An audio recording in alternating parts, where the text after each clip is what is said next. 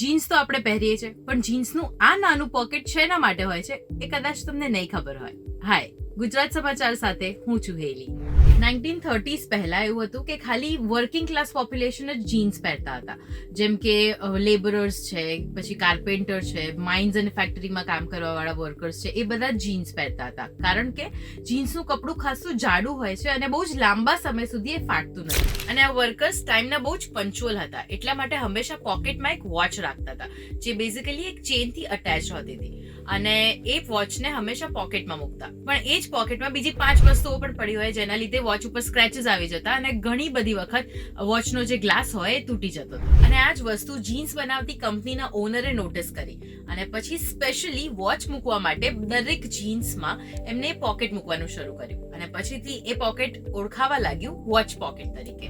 અને થોડા સમય પછી આવી રિસ્ટ વોચ, અને રિસ્ટ વોચ ના આવ્યા પછી પોકેટ વોચીસનું ચલણ સાવ બંધ થઈ ગયું. પણ પોકેટ વોચીસના પોકેટ હજુ પણ તમને બધા જ જીન્સમાં જોવા મળશે.